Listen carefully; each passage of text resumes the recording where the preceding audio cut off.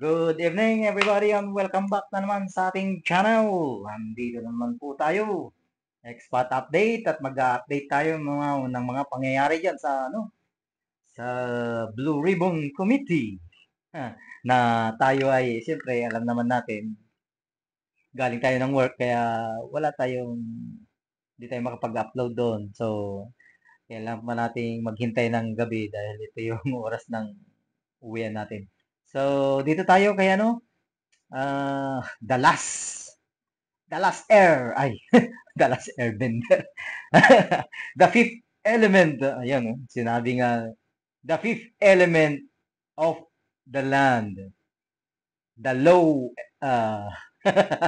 The Low Bender. Kalat na kalat ngayon sa social media. Grabe. So, ito, panoorin po natin. Okay, let's go! Thank you. Senator De La Rosa. Thank you, Mr. Chair. Point of Ay, wala pa clarification pala. lang ito sa Maya-maya akin, ng Mr. konti, Chair, dahil ito mga diskayas, para mukhang nagbigay na ito ng affidavit in the previous hearings. Gusto natin na may resulta kaagad ito investigation natin. Baka pwedeng isama na rin yung affidavit nila, sir, na evaluate ng DOJ para isang bagsakan na lang yung pagpile ng kaso. Dahil marami silang binanggit na pangalan ng mga congressman. As a matter of fact, undergoing evaluation. By whom, Mr. Chair? DOJ. DOJ Okay. on Sir, we met with them already, and we will meet again with them tomorrow. Kasi nawala nga yung kahapon, sir. No? We lost the time yesterday. We were supposed to meet yesterday. Hindi lang po natuloy. Yes, sir. Mr. Chair, just para mas maganda kung isang bagsakan na makuha na sana lahat yan, mapaila na kaagad, Opo. mas maganda. Thank you. Thank you lang, Mr. Chair. Thank you, Salamat. Senator Rapi. Yeah, Mr. Chair, to Secretary Mulya, wala nga talaga sa batas yung bang magsoli muna ng pera para ikaw ay mapasok sa WPP. Pero kung pagbabasehan natin yung kagusto ng taong bayan, ang galit ng taong bayan, na gusto nilang magpakita in goodwill yung accused bago siya mapunta sa WPP, siguro mas maganda kung sundin natin yung kagusto ng taong bayan, right? Ito, ano lang po tayo, magkokomento lang po tayo. Kung nakita nyo yung rally po, sa nangyaring rally, sa nung 21, wag po sa, iisang side po kayo nakatingin eh. Yung mga soli, andun tayo. Kaya nga pinangunahan na naman ni Pangulong BBM yung pagsoli ng 60 billion, di ba? Pero, magkano ba yun? Di ba 90 billion yun? Unang tanong yun, di ba 90 billion? Bakit 60 lang yung ibabalik? Pangalawa, saan kukunin yung pambalik? Di ba sa 2026 budget? Pangatlo, ano yung pangatlo dito? Nakalimutan ko. Basta yung dalawa lang muna. Mamaya, paisipin natin yung pangatlo. Nakalimutan. Sobrang pag-iisip eh. Kaya nakalimutan tuloy natin. Sige po, tuloy. Mr. Rafi Tulfo. Yan na, dalawang tulpo na parang dalawang low bender tong mga mambabatas natin. Opo. Thank you, Mr. Chair. Okay. Mr. Chair, there Yes, is also, Senator I would like to manifest that Ayan. hindi ko alam kung nakikinig ho tayong lahat, yung sigaw ng taong bayan na libo-libo Yes. sa People Power Monument sa Luneta. Narinig Hindi natin lang yan. po pagnanakaw, they were also shouting, ibalik yung pera nila. And I believe the Secretary of Justice heard that.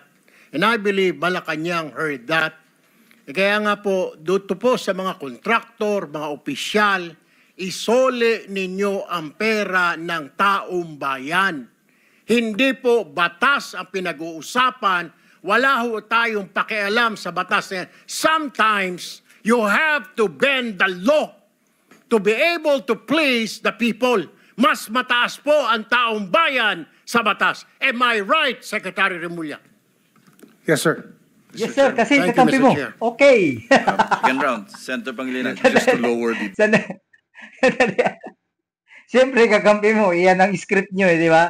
Kaya nga nandyan si Alam nyo ang walang script dito sa ganitong usapin? Si Senator Marcoleta. Kaya nga ayaw nilang pagsalitain eh. Pero hindi niyo pwedeng hindi pagsalitain yan dahil siya ang isa sa mga minority leader. Siya ang vice chair ng minority leader ng Blue Ribbon Committee. Kaya paano niyong hindi pagsasalitain yan? Dapat nga manguna siya palagi. Pero alam natin yan na kung maaari, patatahimikin niyo dyan. Dapat ang tumahimik dito, ito si Laszlo Bender. Ito na Decibels, sabi. and the Decibels. stress, the stress that comes with high Ay, emotions. emotions, no, with the high decibels. si- Sige. Tapos baling tayo dito sa sa plenary. Tama na yun, ha? Narinig niyo ha? Ang sabi niya, baliin daw yung batas. Saan kayo nakakita ng mambabatas na hindi susunod sa batas? Sige nga, sa simpleng ano lang, halimbawa ako, chairman ako ng barangay chairman ako. Tapos, simpleng batas lang to ha, itali mo aso mo. Tapos, pinapabayaan ko lang yung aso ko na gagala-gala dyan. Kahit na nagkakaroon ng halimbawa baka makapinsala sa mga taong nagdadaan sa kalsada, baka may mga kagat, o kaya minsan naglalaro yung mga aso, nagtatakbuhan, o naghihilaan ng buto, mga ganon, di ba? Alam niyo na yan, pag naghihilaan yung mga aso dyan sa kalsada, naghihilaan sila, naghihilaan ng buto, di ba? Pag naghihilaan sila ng buto, di ba? Tapos may motorsiklo, makamotor. Di ba dapat ako ang unang ako ang una na sumunod doon sa batas dahil ako ang nagpapatupad ng batas doon sa barangay ko? Eh, sino ang maniniwala sa akin kung i-break ko yung rule o law? Sinong maniniwala sa akin? Susunod na eleksyon, hindi na ako buboto ng mga yan. Dahil bakit? Batas ko mismo, hindi ko sinusunod. Ano ba yan? Nagkaroon tayo, ewan ko sa mga bumoto dito ha, nagkakalat na yun, no? Ang hirap bang ipagtanggol ang presidente? Mahirap talaga. Lalo na kung hindi ko sinasabing baka involved ha. Tatanong lang po tayo, baka involved. Kasi dalawa lang yan. Kung hindi ka involved, incompetent. Dahil bakit? Hindi mo kayang suwayin yung gumagawa ng kalokohan sa harap mo na mayroon kang power. Nasa iyo lahat ng power. Di ba? Hindi tayo galit dito ha. Nagpapaliwanag lang po tayo. Tapos baling tayo dito sa kabilang side. Dito sa Senate session. Ayan. Kasi inano dito sa plenary. Pinasok pa dito sa plenary. Inumpisa ni Senator Robin Padilla. So, pasok po, Senator. Ito. Sandali. Wait. Palaki natin para hindi tayo Pasensya na po ha. Kasi yung computer ko paling-paling eh. Kaya wala pa tayong pambili. Inshallah, pag makabili tayo, is hindi na maggaganito yung mga videos natin. Minsan naghahang, minsan hindi, walang sound. Sige po, ito. Padilla would like to also make a quick manifestation, Mr. President. Senator Padilla is recognized. Maraming salamat po, Ginoong Pangulo at sa ating pinunong mayorya. Ginoong Tagapangulo, mga kasamahan, nais ko lamang pong magpahayag ng saloobin hinggil po sa ilang mga pahayag sa pagdinig ng Blue Ribbon Committee kaninang umaga. Nalubhang nakakabahala po. Na tila nagpaparating na maari nating isang tabi ang umiiral na batas upang magbigay daan sa ikasisiya ng taong bayan. Bagamat lubos ko pong nauunawaan ang panghingibabaw ng kalooban ng taong bayan, meron po tayong mga demokratikong mekanismo upang isakatuparan ito. Isipin natin ang posibleng maging epekto nito sa ating mga komunidad, lalo na po sa mga lugar na matagal na pong pinagsisikapan, itaguyod ang kapayapaan at kaayusan. Halimbawa na lang po sa Mindanao, patuloy po tayo na nagpapaalala sa ating mga kababayan doon na sumunod sa batas. Na ang batas ay para sa lahat. Ang batas ay hindi hadlang sa kalayaan. Ito ang saligan ng isang sibilisado at maayos na lipunan. Ito ang nagbibigay sa atin ng proteksyon, nagtatakda ng ating mga karapatan, at ang nagpapanatili ng kapayapaan. Bilang mga mambabatas, tayo po ang dapat na unang tagapagtanggol ng batas, hindi ang unang lilihis. Hindi din natin dapat ipagsapalaran ang tiwala ng mamamayan sa ating mga institusyon at makibahagi sa pagpapalabo sa hangganan na tama at maling gawi sa tuwing may matinding suliranin na sumusubok sa ating diwa bilang isang nasyon. Kaya buong puso po akong nakikiusap, nananawagan sa mga opisyal ng pamahalaan at sa mga kasama po sa kapulungang ito. Hindi po pare-pareho ang sitwasyon natin.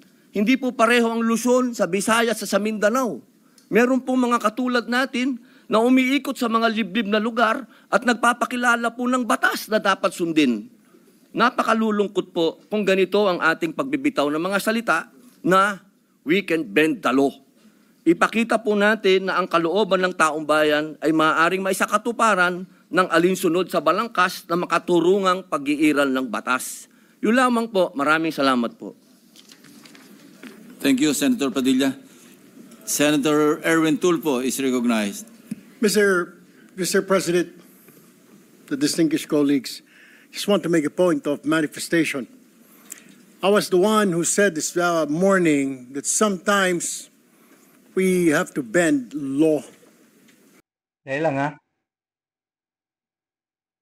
ba talagang baluktutin ang batas? Diyan pa lang para tayong yan nga ang batas. Kaya nandun po yung saligang batas, sir. Para sa mga hindi pagkakaunawaan, doon tayo sa saligang batas. 'Di ba? Kasi ang nangyayari dito hindi nagkakaunawaan yung dalawang panig. Hindi ko sinasabing may pinagtatakpan pero parang sa aming mga nakakapanood at nakakakita sa hearing nyo na yan, nagkakaroon kami ng hinala na may pinagtatakpan kayo na ayaw nyong masagasaan. Malinaw na malinaw po. Malinaw na po yung mga nangyayaring hearing. Malinaw na malinaw po sa amin yung pangalan, Saldico Romualdez. Bakit po ang tanong kong isa? Bakit po hindi yata naiimbitaan ang SunWest Corporation at saka yung isang sister company niya na kapatid din ni Saldico ang may-ari? Wala po siya sa Lagi na lang Diskaya. Lagi na lang si Bryce. Lagi na lang si Wawa Builders. Lagi na lang si Alcantara. BGC Boys. Kung tutuusin, Bulacan lang yan po, sir. Bulacan lang yang BGC. Ang problema natin dito, buong Pilipinas. Hindi lang po dyan sa Bulacan. Kaya kung generally, dapat talaga buong Pilipinas yung yung imbitahan natin dito na gumagawa niyan. At isa sa nakikita natin diyan na may proyekto from Luzon, Visayas at Mindanao itong mga Diskaya. Kaya kung tutuusin, kung talagang tututukan natin tong kaso na ito, mas credible tong mga Diskaya. Dahil buong Pilipinas may proyekto tong mga ito. Sige po, pasok, Mr. Low Bender. We don't have to. The point is, there's a Latin word that says, Vox Populi, Vox Dei. The voice of the people is the voice of God.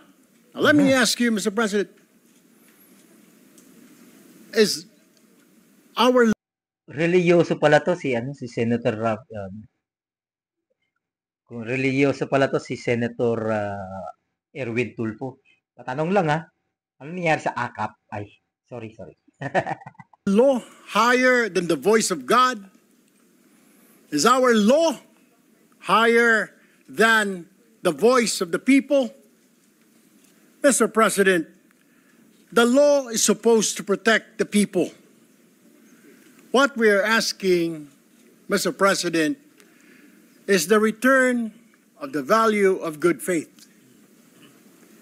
I understand, Mr. President, what the gentleman from Pampanga this morning was saying, that it is not a requisite to return the money na kinuha po ng mga kontraktor, ng mga kumita po sa flood control project, Mr. President. Tama po yun, hindi po. At meron pong prosesong sinusunod tayo na kailangan sundin. Pag gumulong na yung batas, hayaan ng korte ang magsabi, Mr. President, tens of thousands of people went out last Sunday. Narinig ko po, hindi ko po alam kung yung mga kasama natin narinig. Narinig ko po yung sigaw ng taong bayan. Ibalik ang pera namin. Malinaw po. And I was asked by a reporter, by an interview, your comment.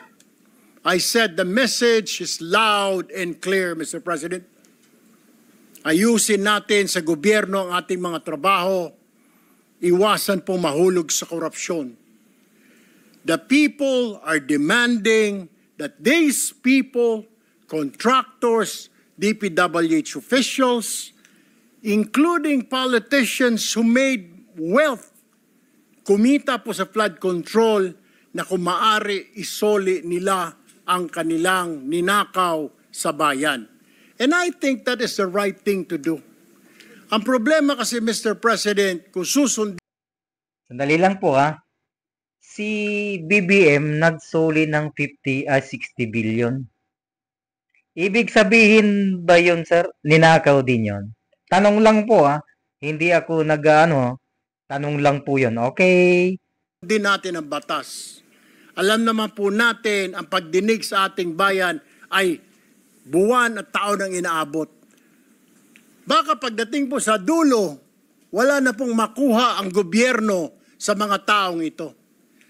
My only point, Mr. President, is wala nang makuha dahil inilipad na ni Saldico at ni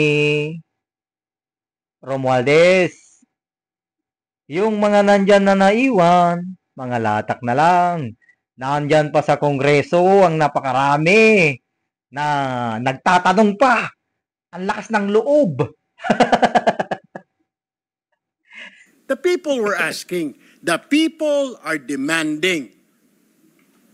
Isole yung pera na ninakaw sa kanila. Meron po tayong batas. True enough, Mr. President, I don't disagree. There is a process. May proseso, tama din po. Paano naman po yung sigaw ng taong bayan?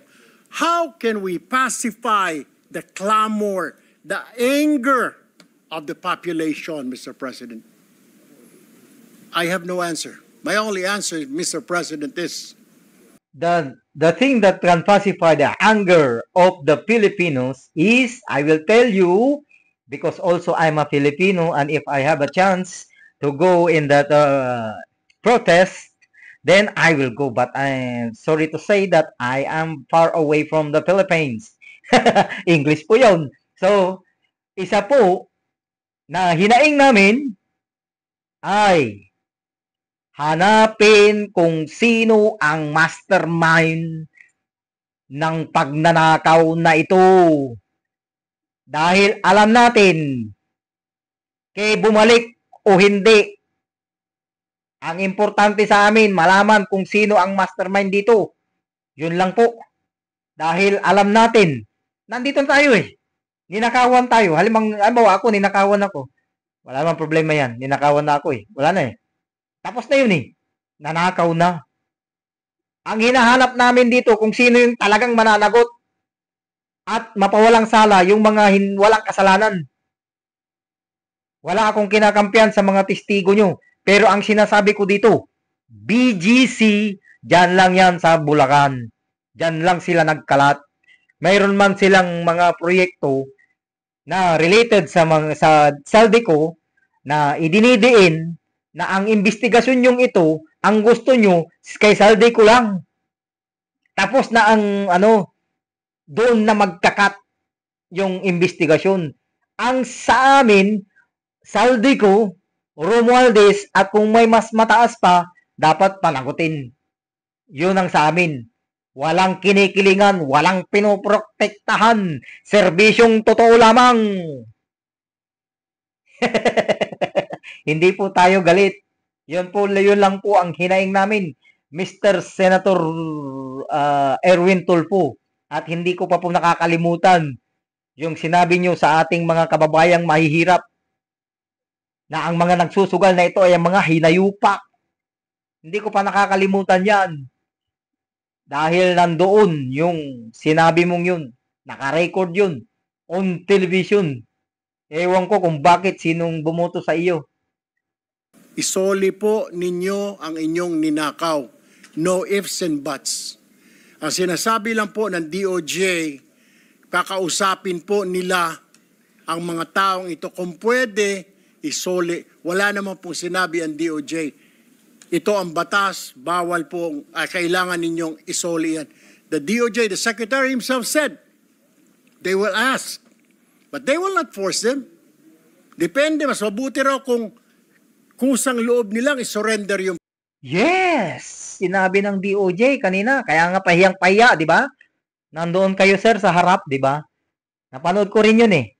Pahiyang-pahiya. Dahil isa rin siyang bumali ng batas na ipinapatupad niya. Bilib na bilib kayo, no? Siyempre, parehas kayo ng likaw. Yun lang yun. Himod-himod din pag mag-time. May mag-time. Tanong lang yun, sir, ha? Baka humihimod kayo.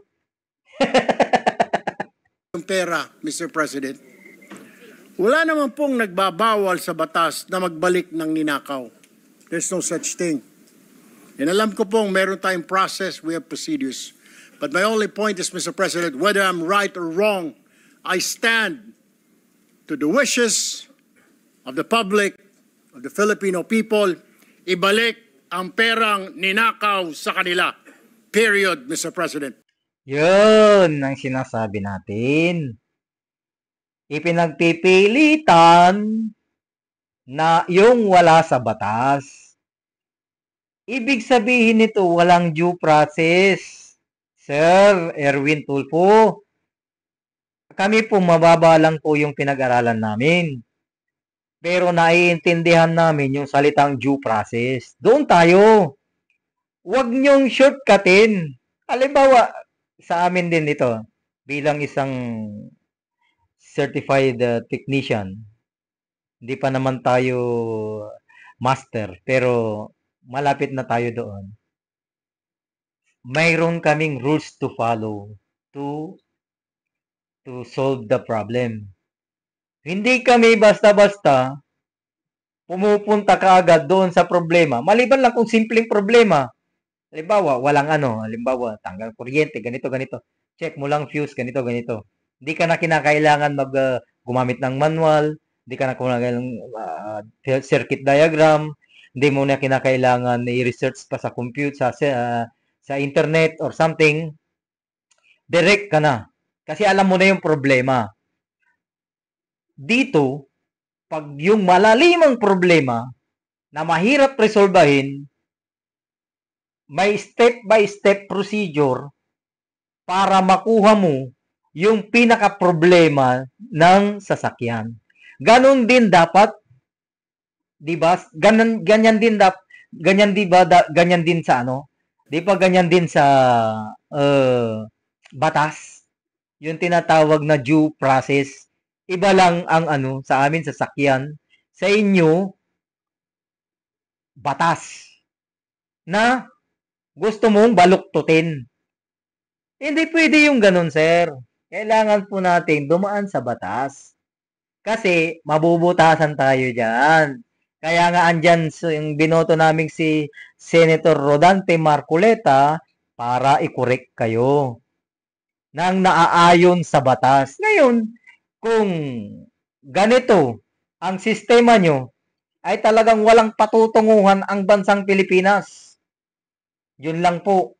At mayroong kaano sa si Senator Robin Padilla. Pasok. Thank you, Mr. President. Okay. Thank you, Senator Erwin Tulfo.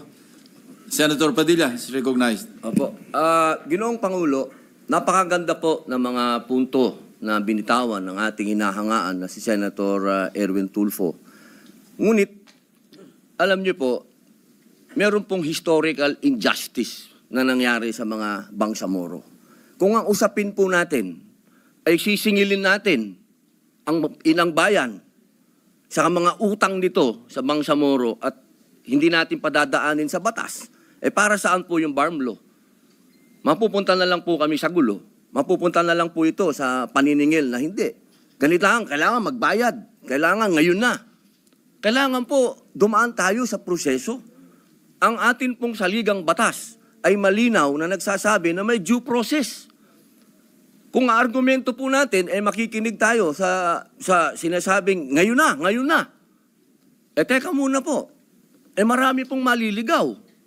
Katulad po ng mga kasama nating artista, halimbawa, sinasabi nila, kung ganyan, wag na tayo magbayad ng tax. Paano po ang gagawin natin? Papayagan po ba natin na mga artista ngayon na wag na magbayad ng tax dahil yun ang boses nila? Yun ang voice of God? Yun ang voice of the people? Ang gusto ng mga tao, lahat ng tao ngayon ayaw na magbayad ng tax. Dahil sa nangyayaring ito. Ang gusto ko lamang pong linawin, Ginoong Pangulo, tama po, naniniwala po ako na ang tao'y galit na. Dapat lang po silang magalit. Marami nang talagang ghost project, ang dami na pong nangyayaring ito. Pero sana po, intindihin po natin din yung mga kababayan natin sa malalayong lugar na humahanap ng hustisya. Madami pong mga kababayan natin, katulad ng mga katutubo, na humihingi din po ng hustisya yan. Pero dinadaan po natin sa batas ang pagnanakaw sa kanilang mga lupain, ang pagnanakaw sa mga mineral resources nila. Pero lagi natin sinasabi, may batas tayong dapat sundin. Paano kung isang araw gusto din nilang ng anarchy? Gusto din nilang magkagulo? Gusto din nilang lumusob sa Malacanang, pumunta ng Mindiola? Yun po yung mga bagay po na dapat po natin ding isipin. Ako po'y hindi kontra kahit kanino dito. Ako po'y #1 supporter ng lahat nandito. Pero pagdating po sa usapin, na tayo'y magkakaroon na naman ng pag-aaklas. 20 taon na po ako sa Mindanao. Alam po yan ng kapatid ko na si Senator Mig Subiri na umiikot dyan sa mga liblib na lugar para kumbinsin ng mga taong sumunod tayo sa batas. Yun lamang po, mga senador tayo.